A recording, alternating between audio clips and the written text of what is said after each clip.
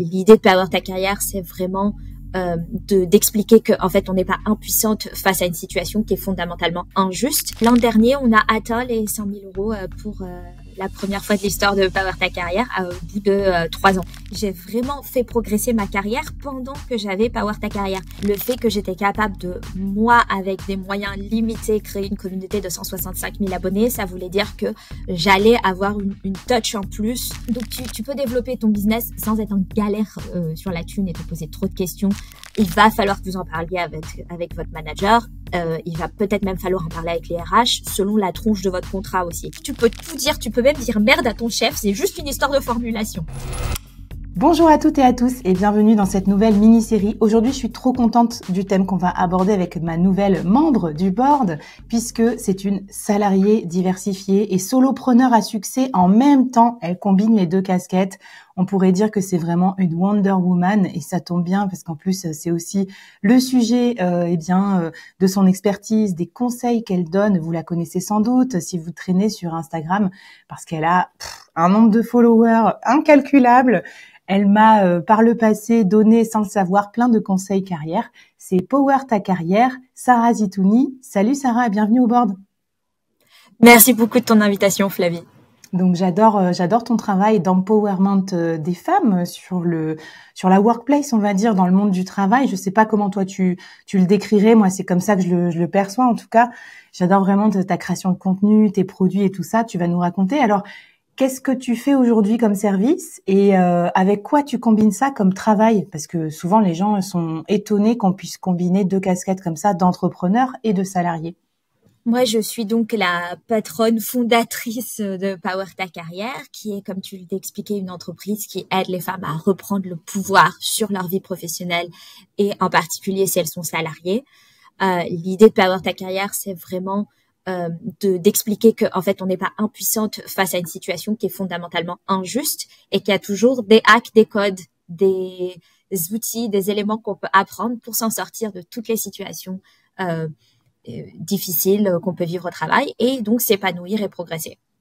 Et à côté de ça, je suis la directrice de la stratégie dans une grande entreprise de l'automobile en Suède. Ce qui veut dire qu'en fait, mon métier, c'est de choisir le futur moteur qui ira dans les futures voitures que vous allez avoir dans 3-4 ans. Hyper intéressant en plus et hyper rare parce que des postes de direction qui sont diversifiés en entrepreneurs. Toi, ton background, c'est ingénieur en plus, si je me trompe pas? Oui, moi je suis ingénieur motoriste, donc en fait je suis spécialiste du moteur et j'arrive à la stratégie par la compréhension du produit, pas par le côté business, financier, etc.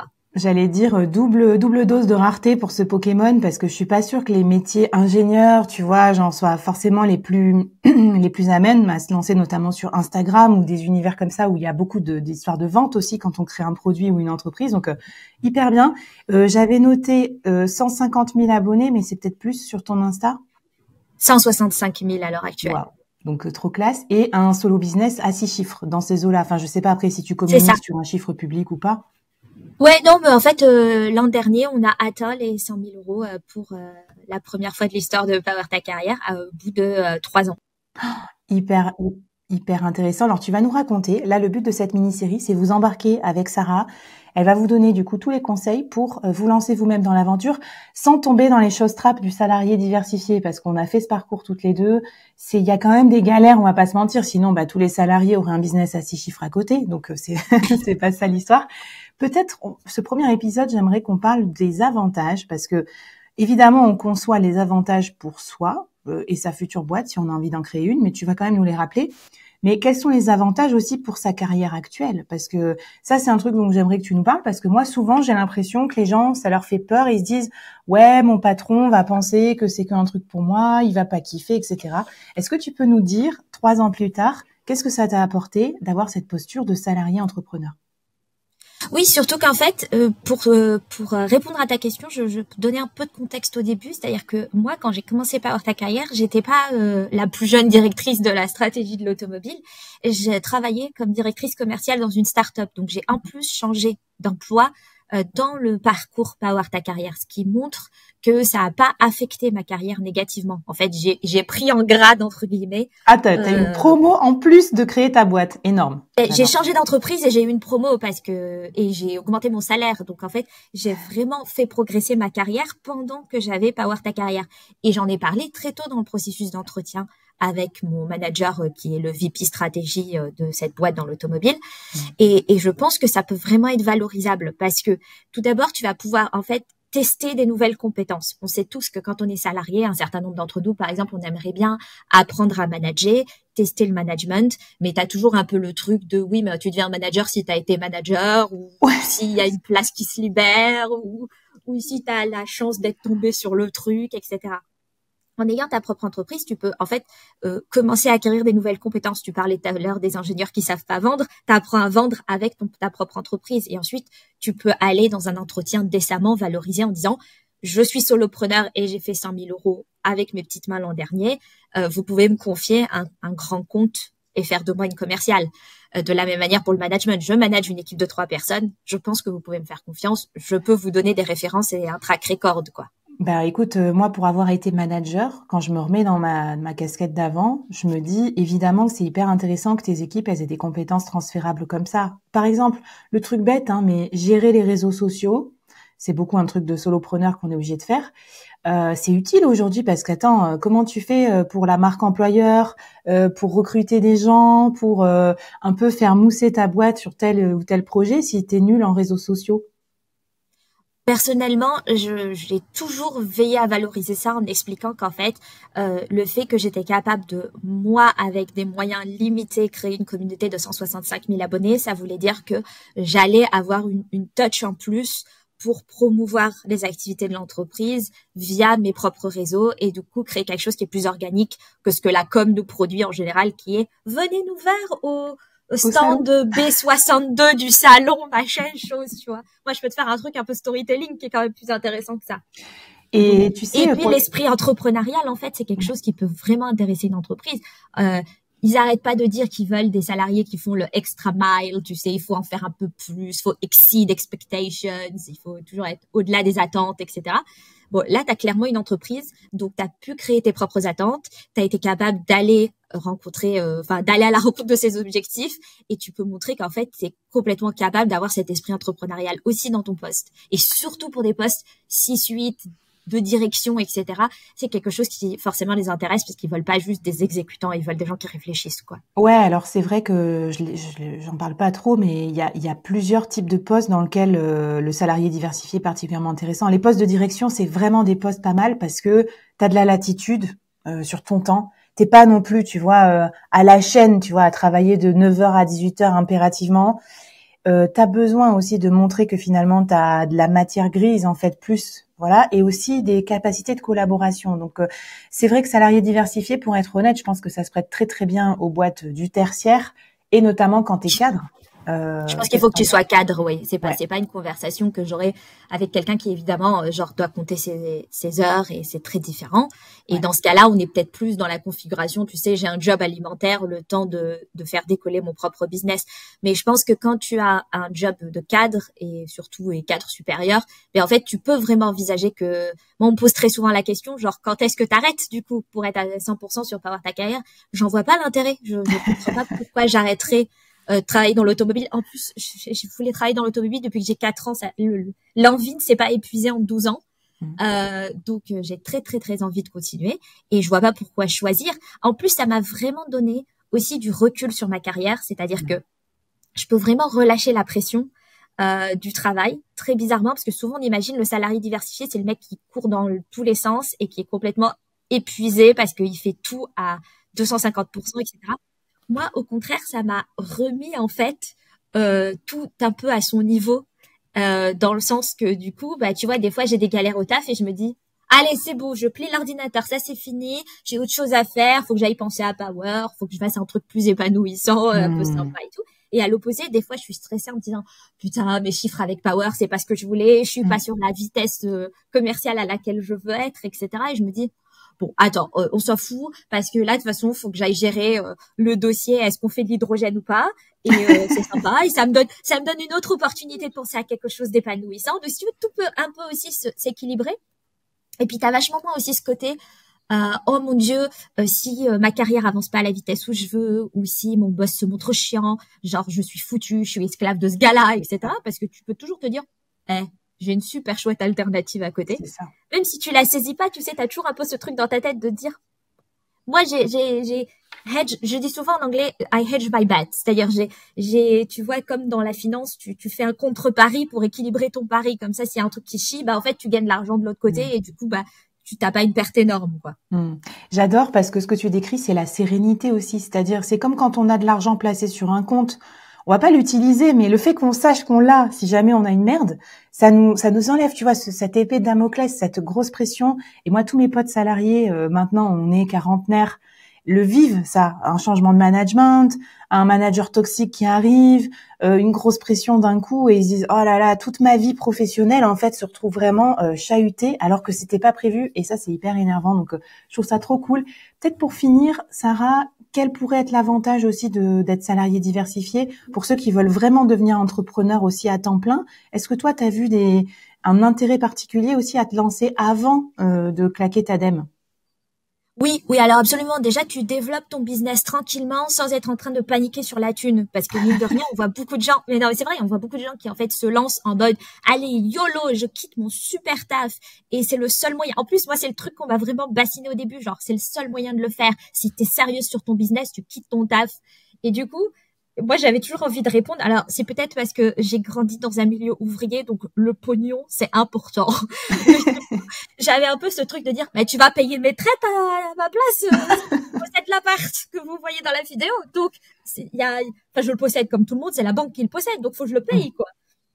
Donc, tu peux développer ton business sans être en galère sur la thune et te poser trop de questions là-dessus. Tu peux faire des erreurs, tu peux déléguer plus rapidement aussi.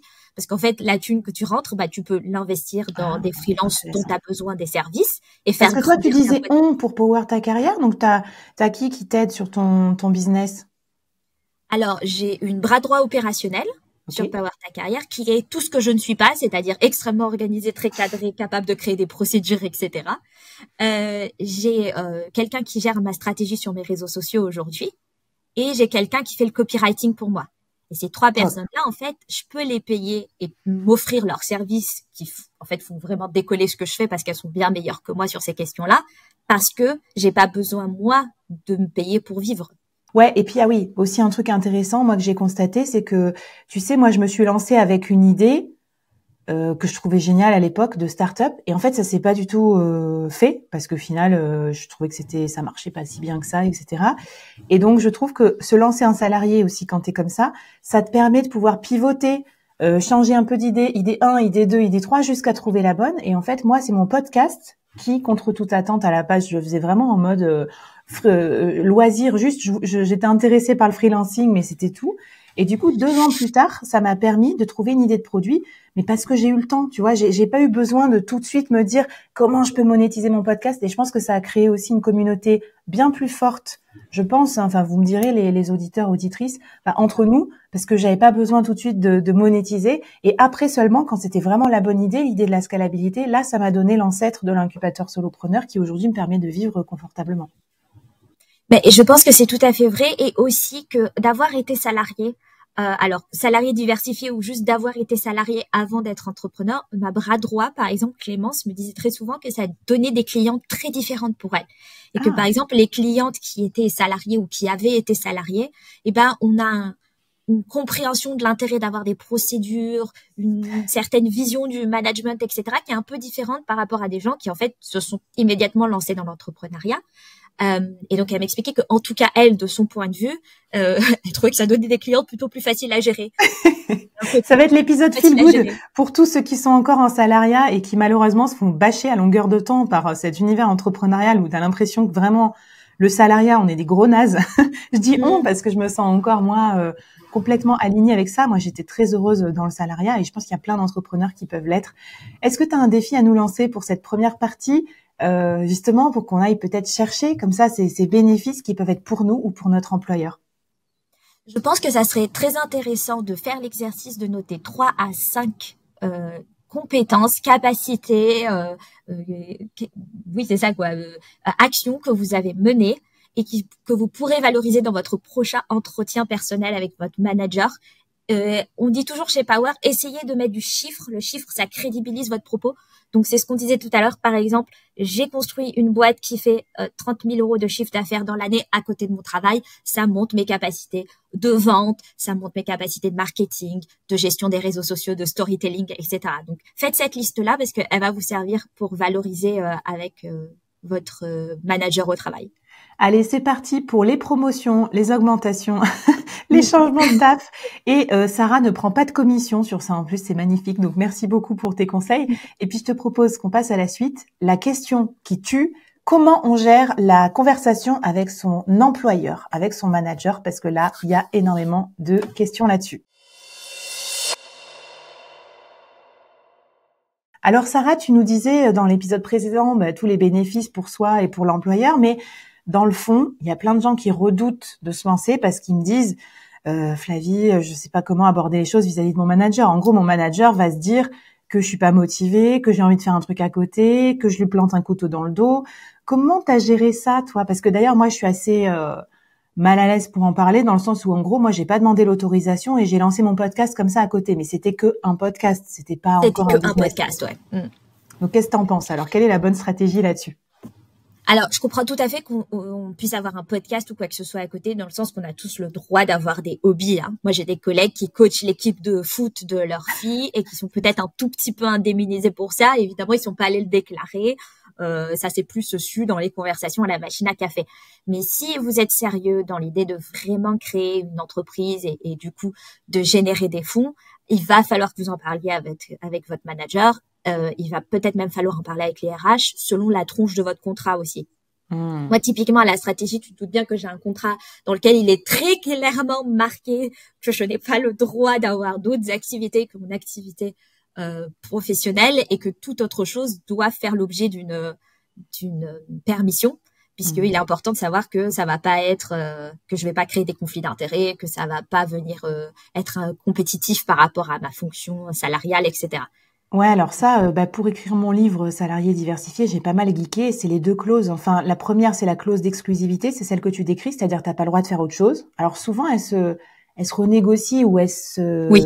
C'est ça dont peut-être tu vas nous parler après. Et la deuxième, c'est la clause de loyauté. Ça, par contre, c'est valable pour tout le monde tout le temps. C'est-à-dire, toi, tu peux pas aller faire un power ta stratégie de bagnole, quoi. C'est-à-dire où tu vas, en gros, donner à d'autres constructeurs automobiles tes stratégies. Évidemment, t'as pas le droit de faire une activité concurrente à ton employeur.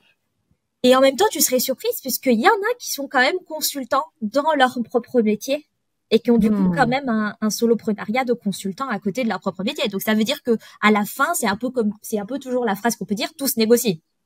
Oui, alors je vois, par exemple, moi j'étais directrice commerciale. Je pense que j'aurais pu être consultante commerciale pour plein d'autres boîtes, mais peut-être pas pour Europcar, parce que j'étais chez Sixt. Tu vois ce que je veux dire? C'est ça, souvent ça va être, t'as une limitation de secteur ou de périmètre, des fois c'est même une limitation géographique, genre tu peux pas, si t'es dans une boîte de consulting de la région de Lille, tu peux pas bosser pour des autres boîtes de consulting de la région de Lille, mais tu peux faire du consulting pour quelqu'un de la région de Nice, ça marche. Donc tous les termes se discutent, mais je recommande vraiment de...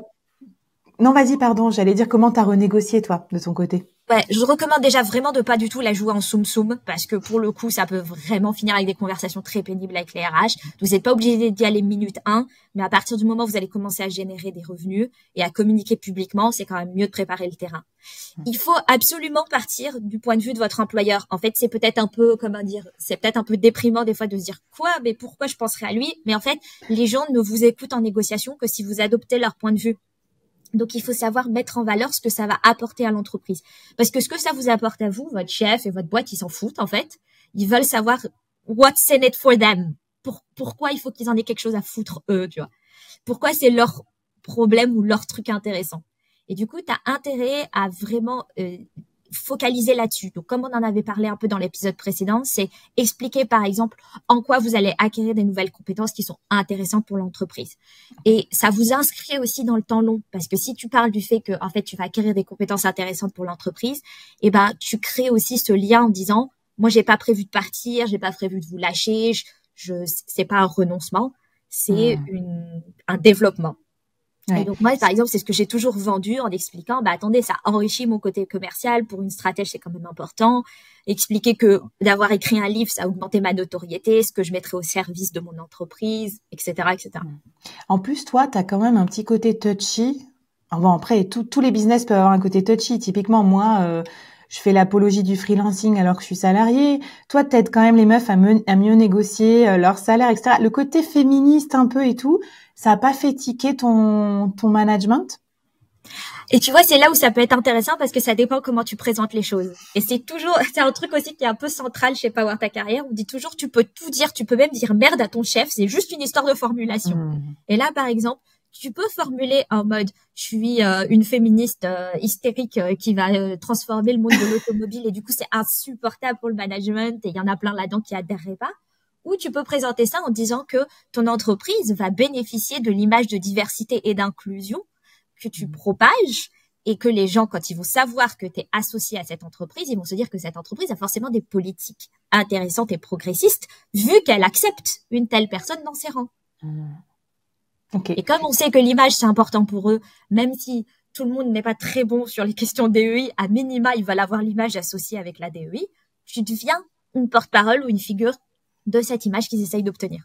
Ok, bon, hyper intéressant. Et dans la négociation, tu as parlé aussi de ton temps de travail, parce que ça, c'est aussi un deuxième enjeu. Même si on sait qu'on est cadre, qu'on fluctue, et fait, typiquement, faudrait vraiment être de mauvaise foi pour penser qu'un cadre, travaille 100% de son temps de travail, parce que moi, je me rappelle, des fois, je travaillais le week-end. À contrario, je revenais de déplacement et j'allais chez le coiffeur en milieu d'après-midi. Enfin, tu vois, il y a vraiment ce côté flexible, mais quand ça touche à la création d'entreprise, je suis sûre que d'un coup, les managers, ils peuvent avoir tendance à se rétracter, à être un peu plus en mode « Mais alors, t'es sûr que tu vas travailler de telle heure à telle heure, etc. » Comment t'avais négocié cette partie-là? Alors moi, au début, je suis restée à temps plein. Et donc, la conversation, c'était simplement de dire, en fait, notamment quand j'ai rejoint cette entreprise, c'était de dire, en fait, c'est quelque chose que je fais déjà depuis 1 an et qui fonctionne très bien, sur lequel je suis organisée, qui occupe essentiellement mes soirs et mes week-ends. Et donc, c'est déjà planifié, organisé, il n'y a pas à s'inquiéter. Ensuite, j'ai voulu passer à temps partiel. Et quand je suis passée à temps partiel, en fait, moi, c'est toujours la même chose, c'est une histoire de comment tu présentes les choses. Je me suis servi de mon livre. Je suis allée voir mon employeur en lui disant, écoute, en fait, on m'a proposé d'écrire un livre. Ça impressionne toujours bien les gens en plus. Donc, elle côté, waouh! Et du coup, j'ai dit, bon, pour que ce soit le plus convenable possible et le plus confortable possible, j'aimerais beaucoup passer à 80%. Je te propose qu'on choisisse le vendredi. Donc, toi, ça, c'est l'autre truc aussi. T'essayes de discuter ce qui est discutable et de pas discuter ce qui n'est pas discutable. Je vais pas proposer de discuter mon temps partiel. Je vais proposer de discuter le jour. Et donc, je lui ai dit, je te propose de discuter sur le fait que je pense que le vendredi, c'est le mieux pour l'équipe parce que c'est un jour où les collègues partent déjà plus tôt, où il y a moins de réunions, etc. Ça enlèvera moins par rapport à l'entreprise. Je te propose de garder l'intégralité de mes missions. Donc, t'as pas besoin de trouver quelqu'un d'autre pour faire une partie de mon travail, ce qui était pas au détriment de ma santé. C'est-à-dire, je lui ai proposé ça parce que c'était faisable et que ce que je savais que j'allais faire, c'est que j'allais dégager toutes les réunions pourries et les trucs auxquels j'avais pas envie d'assister. Parce que tu l'as dit toi-même, Flavie, quand on est cadre, tu peux facilement trouver 10 à 20% de ton taf qui est un peu naze et que tu peux virer, quoi. Donc, j'ai juste élagué dans la liste qui servait à rien. Et je lui ai dit, écoute, voilà, et c'est temporaire. On fait ça pendant 6 mois et on s'en reparle, tu vois. Et donc, évidemment, le temporaire, c'est le typique pied dans la porte, parce que en fait, au bout de 6 mois, comme ma performance n'avait pas du tout diminué et que je pouvais clairement documenter le fait que j'avais fait tout ce qu'il attendait de moi, que tout était très bien fait, etc. Il pouvait plus tellement revenir en arrière en mode, ah bah ouais, mais en fait, tu comprends, flemme, quoi. Donc, j'ai continué aussi à faire mon autopromo, à la fois sur ce que je faisais au travail, mais aussi sur le fait que le livre avançait, que j'avais fini un chapitre, j'avais montré la couverture à mes collègues, parce que ça aussi, tu vois, t'impliques les gens dans le processus. Et ça crée un peu ce côté, en fait, c'est un peu leur truc aussi, c'est important pour eux, etc. Ah, c'est intéressant parce que tu vois, certains peuvent vivre la jalousie des collègues et toi, t'en as fait des alliés. Donc ça, c'est cool aussi. Comme ça, et ton manager, il pouvait moins être un connard vis-à-vis de toi. Enfin, je veux dire, finalement, si toute l'équipe te soutient aussi, il se sentirait un peu seul sur la touche s'il te soutenait pas.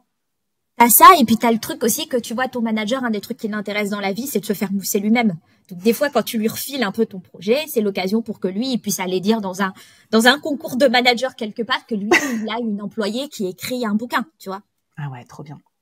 Bon, écoute, c'est génial. Je vais te questionner un peu plus dans la suite là sur comment on gère son temps entre ces deux casquettes parce que là, c'est vrai que ça a l'air quand même assez millimétré et tout. Mais bon, ce que tu dis, c'est que tout se négocie. On va regarder tous tes tutos, tes reels et compagnie et tout ce que tu as écrit aussi pour nous aider à mieux négocier. Est-ce que tu as un petit conseil à nous donner sur cette partie The Talk, discussion avec le manager?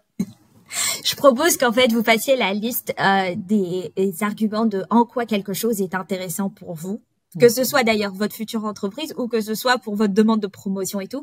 Et ensuite, essayez de le retourner sur sa tête et de voir la perspective de votre boss. Mais partez pas sur un truc négatif, c'est-à-dire qu'est-ce que votre boss il veut dans la vie? Il veut avoir la paix, il veut pouvoir se faire mousser, il veut pouvoir dire aux autres que ça se passe bien dans son équipe. Comment vous pouvez vous lui présenter les choses de cette manière-là?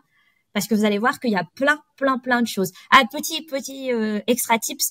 Moi, je me suis appuyée sur le fait que les parents prenaient chez nous en Suède des 80%. Et j'ai un peu essayé d'expliquer que mon livre, c'était mon bébé. Donc, si vous avez en plus une structure comme ça dans votre entreprise il existe un 80% pour un certain cadre, essayez de vous raccrocher à cette structure. Génial. Ok. Hyper intéressant, hyper pertinent. Et je suis d'accord avec toi, faut pas penser au pire. En fait, il y a plein de managers eux-mêmes qui voudront être salariés diversifiés, écrire un bouquin, donner des conférences, donner des cours, parce que, il y en a pas mal qui se font un peu chier aussi dans leur job ou qui ont envie un peu d'avoir un petit peu de piment. Tu vois, sans dire qu'ils sont en burn-out ou en bore-out. Donc voilà, pensez à ça aussi. Peut-être que votre manager est un humain qui lui aussi vous posera des questions sur comment vous avez lancé votre podcast ou écrit votre livre. Et je te propose qu'on passe à la partie gestion du temps, qui est fondamentale. C'est la 3e partie de notre interview. Et là, tu vas nous donner tous tes tips pour pas exploser en plein vol avec ces 2 casquettes de salarié, dirigeante, enfin manager, cadre et entrepreneur. C'est parti. Alors Sarah, tu as parlé du temps partiel, tu as aussi fait ton activité à temps complet. Quels sont tes conseils pour bien gérer le temps? Parce que c'est vrai qu'on a tendance à le minimiser, mais quand je réfléchissais au temps que j'ai passé au début, surtout à lancer mon premier podcast, à le monter, etc., c'est quand même des heures de boulot. Moi, j'avais trouvé ça compatible. Je faisais le soir ou le midi et le week-end. J'avais un bébé de 8 mois. Mais bon, c'est vrai que, je sais pas, j'ai dû sacrifier des trucs que j'ai oubliés. Je pense que j'ai un peu sacrifié ma vie sociale un peu au début parce que c'était un peu mon petit projet entrepreneurial. Donc, raconte-moi un peu la vérité des prix sur cet aspect temps, gestion du temps et comment on peut faire pour pas se cramer. Alors, tu as tout à fait raison, Flavie. On va pas commencer à raconter des truffes aux gens. C'est pas comme si on va vous expliquer que vous pouvez rajouter une activité et qu'il y a rien qui va bouger dans votre vie. Parce que ça, c'est vraiment les explications de genre téléachat, quoi. Moi, j'ai commencé en faisant assez mal, pour être honnête. C'est-à-dire, je me suis retrouvée avec toutes les galères du début, c'est-à-dire, mon temps est entièrement mélangé. Je sais plus quand je suis dans Power et quand je travaille sur ma boîte et quand c'est du temps perso. Tout, tu sais, tout ce gloubi-boulga ensemble. Je passais un temps pas calculé sur Power Ta Carrière. Ce qui est intéressant parce qu'en plus, j'ai fait les conneries que je dis exactement aux salariés de pas faire. C'est-à-dire, même en salariat, calculez votre temps parce que tu disais tout à l'heure, dans les épisodes précédents que les salariés, les cadres, on a une flexibilité du temps. Ça veut aussi dire qu'il y a des gens qui font 50 heures par semaine sans s'en rendre compte. Ah ben, vous payez 40. Plus. Mais complètement, parce que les gens, dans mon livre et tout ça, je dis par exemple que avec certaines IA ou même en étant un peu plus précautionneux de son temps, tu peux vite gratter 1 heure de travail de temps par jour. Et les gens sont là, mais non, c'est impossible. Je bosse 12 heures par jour, je peux rien gratter. Et je dis aux gens, c'est pas possible. Enfin, qu'est-ce que tu fais pendant 12 heures par jour? Tout le monde peut gratter, même moi, je peux gratter, même aujourd'hui dans le board. Tu vois, j'ai conscience de ça et j'ai conscience de mes faiblesses, quoi. Et alors, avant même d'arriver à l'étape grattage, mais je suis complètement d'accord avec toi, Flavie, large 1 heure par jour, mais avant même d'arriver surtout quand on n'est pas à 8, tu vois, surtout quand t'es pas à 6, 8 et que t'es à beaucoup plus. Mais avant d'arriver au grattage, il y a déjà de l'élimination. Il y a des tâches qui servent à rien qui doivent dégager. Il y a, pour certaines personnes, beaucoup trop de travail sur la même personne. Donc, il faut savoir dire non. Mais franchement, même si vous n'êtes pas diversifié, si vous êtes salarié, que vous faites 10 heures de bénévolat pour votre patron, c'est scandale, quoi. Faites-le pour le reste du cœur. Donc, non, c'est clair, tu vois, on travaille tous dans des grands groupes, tu fais pas du bénévolat pour un grand groupe. Donc, trier, dire non, de toutes les façons, quand t'es salarié, c'est indispensable. Et ensuite, évidemment, ça t'ouvre la possibilité de pouvoir avoir du temps à côté. Donc, qui peut être du temps libre pur pour un certain nombre de gens, mais c'est pas les gens qui nous écoutent ici sur le board. Ceux qui nous écoutent, c'est du temps pour développer votre entreprise et votre projet entrepreneurial. Et c'est là où, en fait, du coup, tu arrives à créer à la fois de la place et de la séparation pour, en fait, créer ton travail. Une autre chose aussi, c'est qu'en fait, quand tu es salarié diversifié, tu peux pas te permettre de te disperser. Donc, tu as le droit, évidemment, de faire des essais, de te tromper, de changer, comme tu disais, de pivoter ton sujet d'entreprise, etc. Mais tu peux pas te dire, je vais lancer 3 trucs en même temps. Ouais. 3 produits, 3 canaux d'acquisition, 3 stratégies de conversion. C'est un pour tout. Il faut tout faire une fois pour commencer à générer de l'argent. Ce qui fait que quand tu vas générer suffisamment, tu vas aussi pouvoir déléguer. Et du coup, là, tu vas à nouveau reprendre du temps, soit pour réinvestir ce temps-là en te disant, ben, en fait, maintenant, j'ai envie de faire le deuxième truc en parallèle ou l'étape plus poussée du premier truc que j'ai créé, soit pour, en fait, retrouver du temps pour jouer aux jeux vidéo et tu vois, boire des coups en terrasse avec tes potes, quoi. Parce que toi, t'avais délégué à quel moment? Parce que si ça, c'est un truc qu'on pourrait se dire, bah tiens, je délègue tout de suite en prenant un peu sur mon épargne, ou j'attends de faire du chiffre d'affaires en étant un peu dans le dur niveau temps, et après je rachète mon temps en déléguant. Tu te rappelles à peu près, est-ce que c'était un seuil de chiffre d'affaires qui t'avait fait déléguer, ou c'était Facile. Moi, j'ai délégué une fois que j'ai eu mon premier test concluant. Donc, je m'explique. Au début, je faisais du coaching, donc ça dépendait de mon temps. Il y avait vraiment aucune possibilité de faire autrement. Okay. J'aurais pu déléguer Instagram, tu vois, mais en fait, j'aime bien aussi déléguer ce que je comprends et ce que j'ai appris, sauf la compta. Ça, j'ai délégué minute 1, mais par exemple, tu vois, Insta, je voulais comprendre et apprendre, et donc c'est ce que j'ai fait. Et en fait, j'ai monté le compte à 100 000 followers toute seule, et ensuite, j'ai délégué. Donc, au début, j'ai commencé toute seule. Et en fait, l'an dernier, j'ai fait mon premier test de formation en ligne, donc d'un produit qui dépendrait plus de mon temps et qui serait scalable. Et donc, du coup, là, quand j'ai fait mon premier test et que mon premier lancement s'est bien passé, j'ai pris ma bras droit opérationnel. Parce qu'à partir de ce moment-là, je me suis dit, il y a du mailing à envoyer, ce sera plus simple si c'est elle qui le fait. Okay. Il y a des procédures à automatiser, ça fait 2 ans, 3 ans que je fais des essais dans tous les sens avec Power Ta Carrière. Donc, j'ai plein de données, mais j'ai rien automatisé parce que je suis nulle à ça. Donc, elle va en fait streamliner les choses, rendre les choses plus propres, plus automatisées. Là, tu regagnes du temps parce que tu as quelqu'un qui t'enlève plein de trucs chiants et qui s'assure que ce soit tout automatisé et très propre. Donc, tu regagnes du temps. Donc, tu vois, t'as un minimum viable product qui commence à générer de l'argent. Ça vaut le coup de commencer à voir ce que tu peux prendre. C'est aussi que moi, j'aime pas beaucoup être seule. Je trouve ça plus drôle d'être en équipe. Donc, c'était aussi cool de pas rester dans ma solitude, quoi. C'est ça. Chacun fait un peu son bise comme il veut. Mais donc, je retiens l'idée qu'un début de produit scalable et puis un produit qui a déjà trouvé son marché. Tu te rappelles combien ça avait rapporté ton premier lancement? Parce que si ça, c'est une question souvent qu'on me pose. Est-ce que c'est 1000 euros, 50 000 euros? C'est quoi un bon chiffre? Alors, je sais pas ce que c'est un bon chiffre. Moi, je peux vous dire ce que j'ai fait. C'est que mon premier lancement, il a fait 10 000 euros. J'en voulais 5 000. Ça a fait 10 000. Et je me suis dit, OK, là, c'est cool. Si je veux en lancer ça a été pas mal de travail. Si je veux en lancer un autre, je vais devoir à nouveau fournir ce travail. Peut-être que je peux trouver quelqu'un pour m'aider. Et l'idée aussi, c'était de me dire, avec ces 10 000 euros, sans le reste du fonds de roulement, le fait qu'il y avait quand même de la thune dans Power Ta Carrière, vu que je la retire pas. Mais je me dis, avec ces 10 000 euros, j'ai un peu plus de 3 mois de ce qu'elle va me coûter. Donc, il faut que dans les 3 mois, elle justifie son salaire, en quelque sorte. C'est hyper intéressant. Et tu vois, moi, pour la petite histoire, ça m'avait rapporté 4 000 euros, je crois, ma vente de l'ancêtre de l'incubateur solopreneur. C'était un guide Notion. Alors, ça m'avait pas payé mon temps, mais je m'étais dit, c'est déjà pas mal. Et du coup, je l'ai lancé. Et aujourd'hui, l'année dernière, ça m'avait rapporté presque 200 000 euros. Et là, cette année, ça va me rapporter presque 400 000 si je mets bout à bout le bootcamp et l'incubateur. Donc, c'est pas forcément un montant, c'est plus une idée de traction. C'est qu'on voit que tout de suite, les gens vont acheter sans trop, en disant, c'est cool, ça m'intéresse et tout ça. Donc, je te rejoins avec l'idée, là, 10 000 euros. Je trouve que c'était déjà un bon signe de marché. Donc, très, très bonne idée. Ouais, c'est ça. C'était beau. Tu te dis, attends, j'ai d'autres produits que j'ai en tête de même style. Si ça refait cette somme-là, tu vois. Et puis aussi, au regard de ce que je faisais, c'est-à-dire, l'année d'avant, j'avais fait 35 000. Donc, tu vois, là, tu fais 10 000 en une fois. Tu te dis, attends, je suis pas sur les mêmes bases. Donc maintenant, ça vaut le coup d'avoir quelqu'un, quoi. Hyper cool. Bon, mais ça, c'est pour la délégation et je trouve ça chouette parce que c'est rare d'avoir aussi des salariés diversifiés qui délèguent. Donc, ça montre que c'est possible. Et est-ce que je peux me permettre une petite question un peu perso? Est-ce que tu as une vie quand même? Parce que quand on gère un solo business à 6 chiffres, une équipe, plus un job comme le tien, on pourrait se dire, waouh, Sarah, elle doit quand même pas mal bosser, quoi, le soir et le week-end. Ouais, alors en fait, surtout cette année, j'ai jamais aussi peu bossé le soir. Je rappelle, je suis passée à 80%, donc ça joue aussi. Ok. J'ai mes vendredis pour travailler sur Power maintenant, mais j'ai réinstallé Steam et GOG pour ceux qui connaissent les jeux vidéo. Donc je joue à Kaiser 3, un bonbon de mon enfance.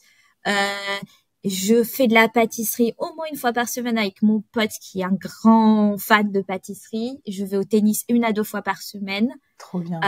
Donc oui, à côté, clairement, j'ai du temps. Et justement, je l'ai aussi appris via le truc de l'époque où... Et je pense que c'était déjà vrai à cette époque-là. À cette époque-là, j'avais déjà du temps. J'avais juste l'impression de ne pas faire assez, de ne pas faire assez bien. Tu vois, t'as aussi ce raisonnement de te dire si je suis pas tout le temps en train de faire un truc, c'est pas bien. Mais la sérénité, c'est aussi de comprendre qu'en fait, il faut faire ce qui est utile, ce qui fait avancer les choses, que t'as pas besoin d'être là en train de brasser pour le principe de brasser. Et donc, c'est pour ça, quand j'ai compris ça, qu'en fait, ça a vraiment changé ma notion de temps et que j'ai pu prendre des vacances, par exemple. Alors que oui, il y a eu une époque où depuis la maison de vacances de mes beaux-parents, je faisais des réels, quoi. Écoute, j'adore ce que tu dis et je pense que c'est aussi un truc moi que je décris pas mal dans le livre, c'est faut vraiment penser minimaliste en fait. Ça sert à rien de faire un business ou pour vous occuper parce que vous avez déjà un job, donc vous n'avez pas besoin de vous recréer un job. Et peut-être que là, le salariat nous a mal éduqués parce que dans le salariat, on nous éduque à nous occuper parce qu'on est là au bureau la Oui. journée, donc on va pas rien foutre, on va pas jouer aux jeux vidéo, tu vois. Enfin, tout le monde n'en est pas à ce stade de je suis Des ok avec constructions moi-même. salariales. Exactement. Du coup, on s'occupe. Et je vois trop d'entrepreneurs qui font pareil. Genre, ils vont faire des études de marché pendant 1000 ans, parce qu'ils vont, même s'ils ont pas l'énergie, pas motivés, ils sont fatigués, au lieu de faire une sieste ou au lieu d'aller voir leurs potes, ils vont quand même bourriner dans leur entreprise. Donc moi, j'ai envie de vous dire, solopreneur minimaliste, ça marche bien aussi pour se lancer en parallèle et pas trop se cramer. Est-ce que tu as un petit défi peut-être pour nous éviter justement d'être des no-life et de finir en burn-out? Ça serait quand même dommage parce que salarié diversifié, ça redonne de la vitalité parce qu'on est content de faire un truc Oui. qu'on adore à côté, donc faudrait pas se cramer non plus. Non, c'est clair, il y a que ceux qui durent, en fait, qui arrivent quelque part, hein, même si ça prend plus longtemps. Et du coup, c'est un peu ça, j'aimerais que vous vous questionniez sur votre gestion de la frustration en général. Parce que un des trucs qui est aussi un peu à l'origine du fait qu'on brasse, c'est un peu le côté je suis frustrée parce que je sais que je vais moins vite que des gens qui sont à temps plein. D'abord, c'est pas forcément vrai, vous allez peut-être pas moins vite que des gens à temps plein. On en a vu plus d'un qui était à temps plein sur leur business et qui n'arrivait nulle part malheureusement parce qu'il y avait quelque chose d'autre qui ne fonctionnait pas.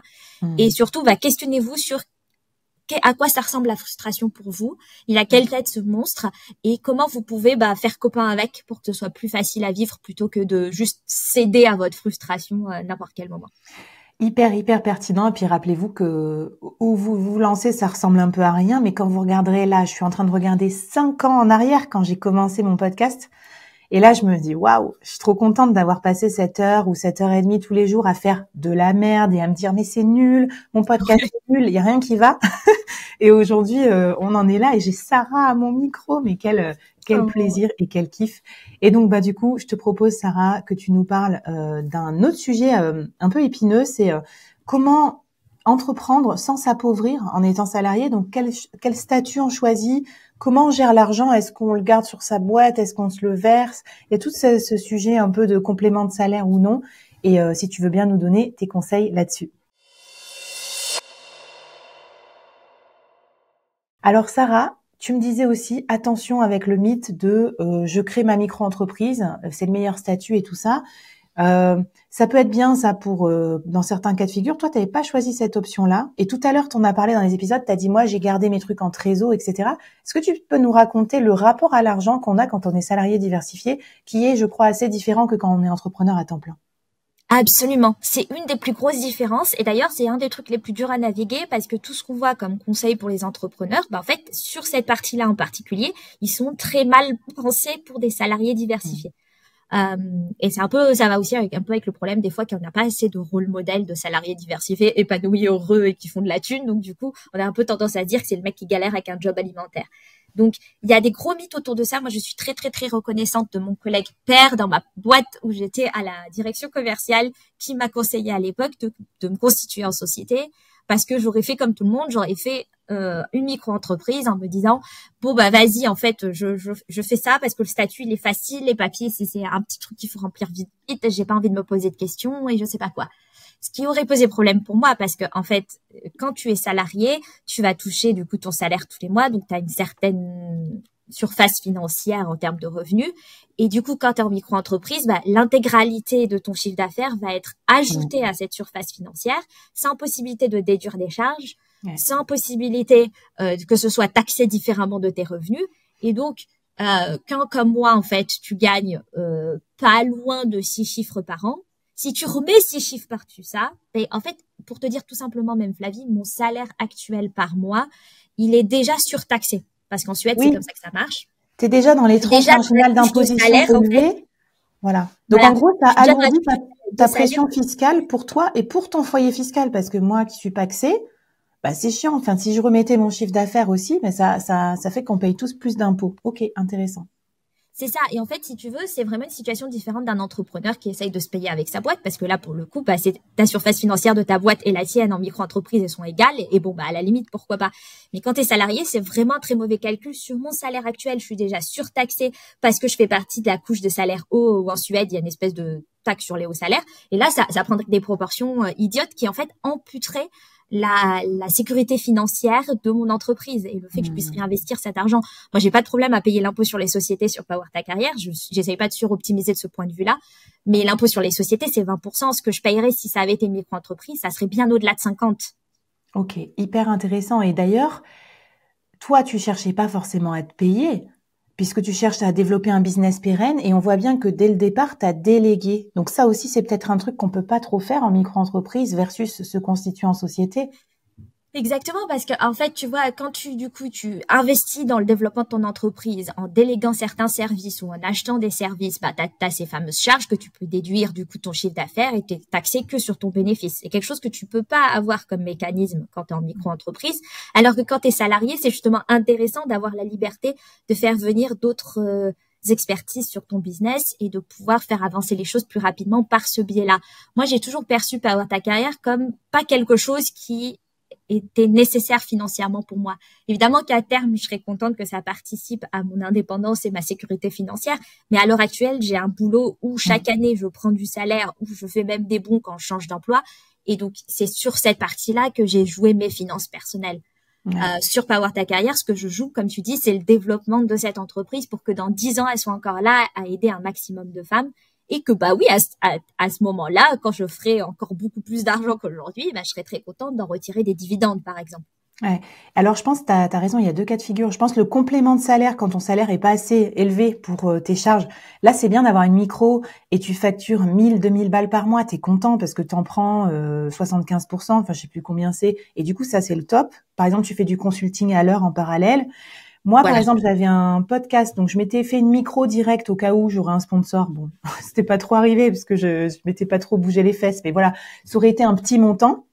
Après, je suis vite passée en société et moi, je m'étais constituée en SASU en France parce qu'aussi, une fois que j'ai négocié mon départ et que j'avais des pôles emploi, enfin France Travail, c'était mieux. J'ai mis en gros tout ce que je gagnais en capital de ma société, j'ai pas touché.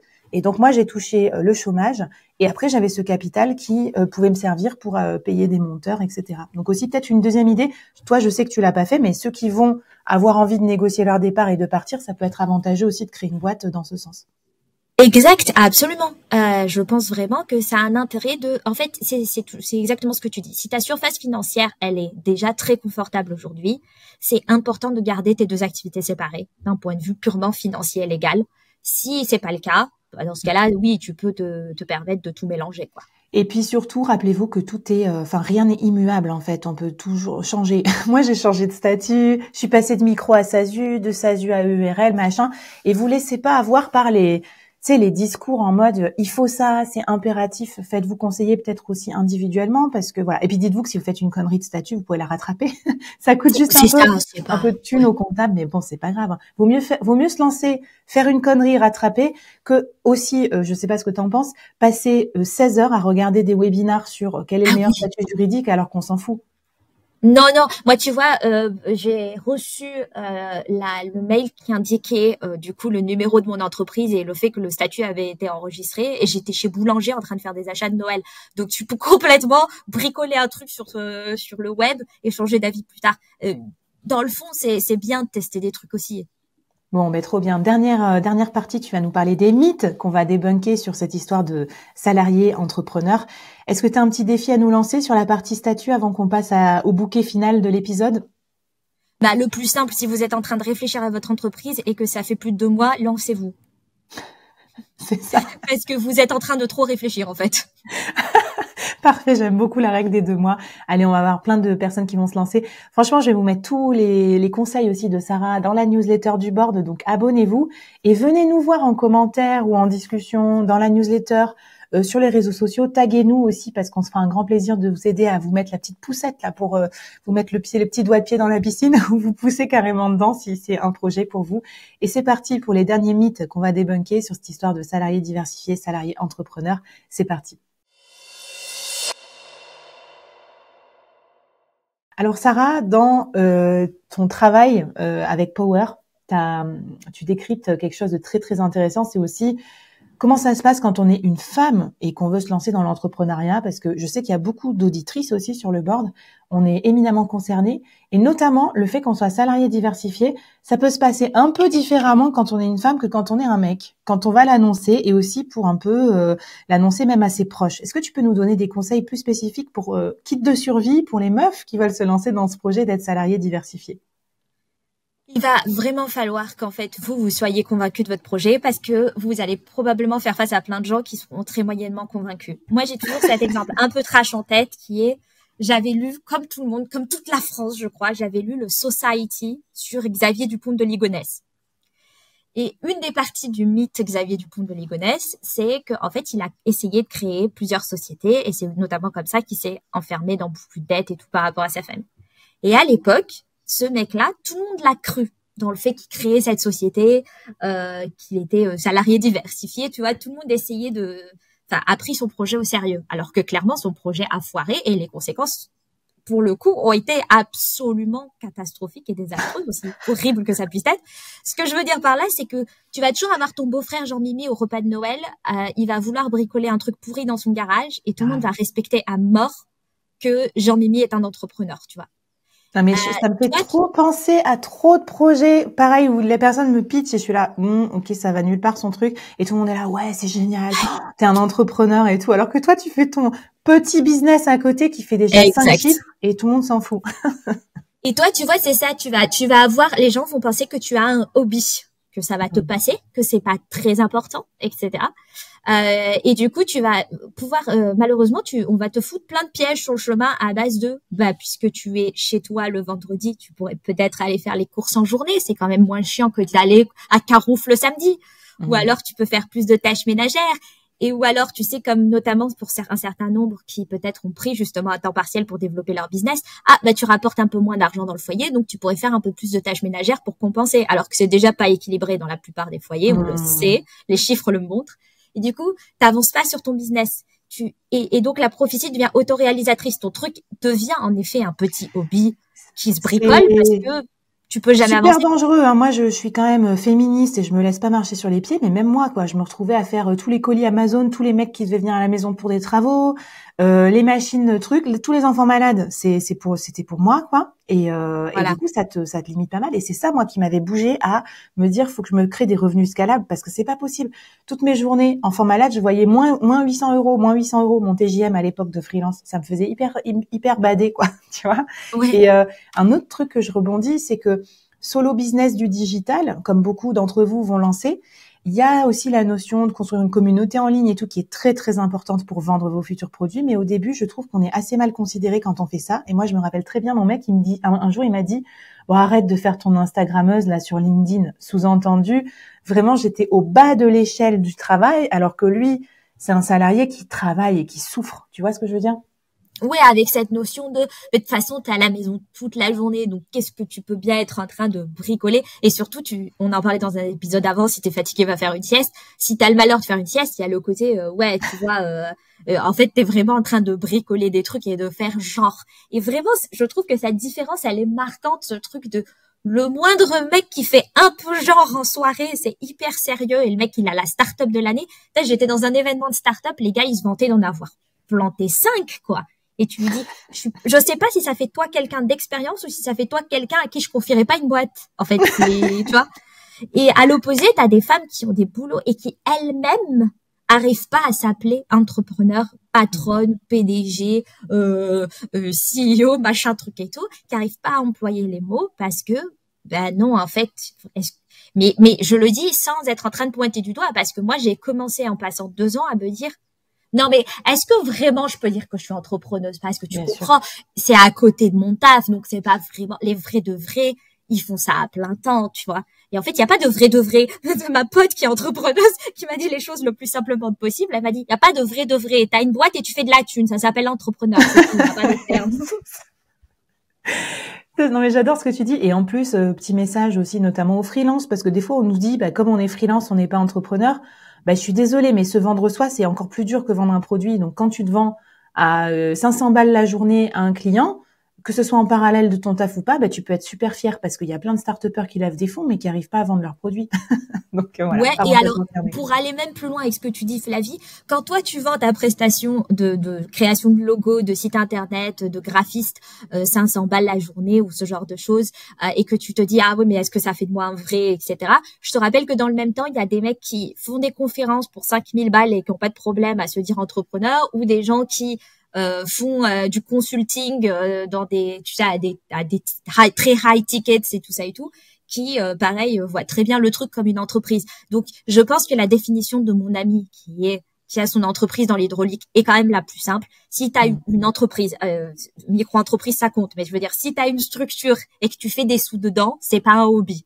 Ça s'appelle une entreprise et t'es entrepreneur, quoi. Donc trop bien. Donc les filles, protégez bien aussi votre chasse gardée, et notamment moi je trouve que c'est important d'avoir une conversation avec ses proches quand on devient salarié diversifié, pour dire écoute voilà, j'ai tel objectif, je vais avoir besoin de tant de temps, ce temps-là je vais pas devoir être dérangée, etc. Sinon je vais pas l'atteindre. Je sais pas ce que t'en penses, parce que c'est pas pas un nice to have.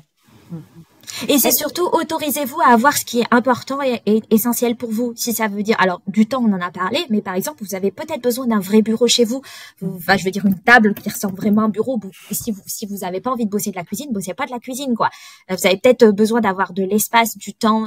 C'est aussi chez vous. Si vous avez besoin d'avoir 3 fonds derrière pour faire des réels, c'est chez vous. Vous avez le droit d'installer ça. Et donc, vous avez le droit d'avoir les outils chez vous qui vous permettent de bosser chez vous ou ailleurs, hein. Je commence par chez vous parce que moi, je suis jamais partie de chez moi et qu'il y en a plein qui commencent chez eux. Mais si vous avez besoin de louer des locaux, vous avez besoin de louer des locaux, et vous n'avez pas à vous contenter de faire petit, modeste, dans votre coin parce que les autres vous renvoient cette image. J'adore. Hyper pertinent. Est-ce que tu as d'autres mythes à débunker pour finir cet épisode, d'autres choses trappes auxquelles il faut qu'on fasse gaffe, en fait, pour pas se planter en tant que salarié diversifié? Alors, on va vous sortir le doublon magique qui veut pas dire la même chose, mais qui fait une paire diabolique. C'est il y a que 24 heures dans une journée, donc c'est impossible. Et ça corrélère de tout le monde a les mêmes 24 heures, même Beyoncé, donc sors-toi les doigts. Alors, les deux sont faux, alors qu'ils sont contradictoires, c'est marrant. Le premier est faux parce qu'il y a que 24 heures dans une journée, donc c'est impossible. Vos 24 heures, elles sont en effet une limite, mais si vous passez une partie de vos 24 heures à faire des trucs qui vous font pas plaisir, qui sont pas de votre ressort, qui sont pas de votre responsabilité. Et ça, c'est à la fois dans la vie salariée ou la vie perso. Je donne 2 exemples très vite. Si au taf, vous organisez systématiquement les pots de départ, c'est pas votre taf, c'est relou et ça prend du temps. Dégagez le truc. Si à la maison, vous êtes la personne qui fait 1h30 de tâches ménagères supplémentaires comme la moyenne des Français c'est pareil, c'est ça qui mange votre temps et c'est pas juste. Donc, c'est un problème et il faut le régler. Et à l'opposé, tout le monde a les mêmes 24 heures, même Beyoncé. Non, tout le monde n'a pas les mêmes 24 heures. C'est n'importe quoi. Si vous êtes mère, vous avez des enfants dont vous allez devoir vous occuper. Même si c'est une répartition avec l'autre partenaire de votre vie, ça n'empêche que ça va prendre du temps et que c'est normal. Si vous êtes une personne handicapée, évidemment que vous allez avoir des ressources en énergie peut-être et en temps qui vont être différentes de quelqu'un d'autre. Et c'est quelque chose qui se respecte aussi pleinement. Vous n'avez pas les mêmes 24 heures que Beyoncé, qu'à 4 nannies, du personnel, des assistantes et tout. Non, mais parce que tu vois ça sur Instagram, mais ça rend fou des phrases comme ça. Donc, évidemment, oui, je vois ce que tu veux dire. Faut pas se rendre malheureux, en fait, avec ce truc de salarié diversifié, ou se dire, j'en fais pas assez, je suis pas une super Wonder Woman et compagnie, parce que ça sape la confiance en soi, et c'est comme ça qu'on finit en burn-out aussi, je pense. Mais le truc de se dire, je peux pas me lancer parce qu'en fait, c'est impossible de tout faire tenir dans 24 heures. C'est très dommage parce que vous passez à côté de quelque chose qui va vous faire du bien, vous épanouir, vous donner de l'énergie, etc.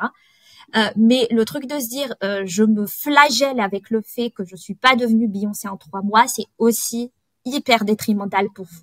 Ayez un peu de bienveillance et de sympathie envers vous-même et parlez-vous comme vous parleriez à une amie, quoi. Trop génial. Je vous avais dit que ce serait un épisode feel good. Là, tout le monde va avoir envie de se lancer et de se lâcher la grappe en même temps. Bon, ben Sarah, est-ce que tu avais un autre petit message de fin à nous donner ou un petit défi, quelque chose qui va nous donner envie de nous lancer? Ça va très bien se passer parce qu'en fait, justement, le fait que vous le fassiez en parallèle de votre salariat, vous avez la possibilité de pull the plug et tout arrêter n'importe quel moment quand vous voulez. Ok, c'est un jeu. Et vous êtes en train de jouer une partie infinie. Donc, vous pouvez toujours changer d'avis. Ça peut changer à tout moment. Vous pouvez arrêter si vous le souhaitez.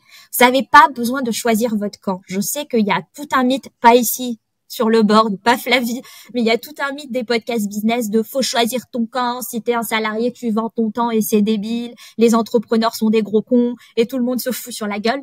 Venez ensemble ici. On sort de ce truc. Vous avez le droit d'aimer les deux. Vous n'avez pas à choisir, c'est pas de la lâcheté. Vous êtes juste en train de jouer et d'apprendre. Et de jouer en vous prenant au sérieux, comme les enfants font. C'est-à-dire que vous êtes en train d'apprendre quelque chose de nouveau qui vous épanouit. J'adore cette philosophie et cette philosophie de jeu. Et moi, je peux vous dire que vraiment, ça me fait du bien d'entendre ce message. Même dans les moments stressants, c'est ce que je me dis. On joue sur le long terme, on joue pour apprendre, on joue pour s'épanouir, pour rencontrer des gens ultra sympas comme Sarah. Et ça fait super plaisir. Donc, venez nous raconter en commentaire sur YouTube, en description, etc. Quels sont vos projets? Qu'est-ce que vous allez lancer? On vous aidera aussi à rencontrer d'autres salariés diversifiés comme vous qui vont se lancer. Et surtout, ça va bien se passer. Merci à toutes et à tous d'avoir écouté cette mini-série. Et puis, à très bientôt. Et Sarah, pour te suivre et avoir tes conseils justement pour nos futures négociations, est-ce que tu peux rappeler où est-ce qu'on peut suivre tes conseils? Oui, alors je suis disponible sur Instagram à Power Ta Carrière. Power, c'est Powher. Et je réponds à tous mes DM, donc surtout n'hésitez pas à venir m'écrire parce que je suis toujours contente d'entendre parler de vous. Hyper cool, merci Sarah, merci à toutes et à tous et à bientôt. Salut tout le monde.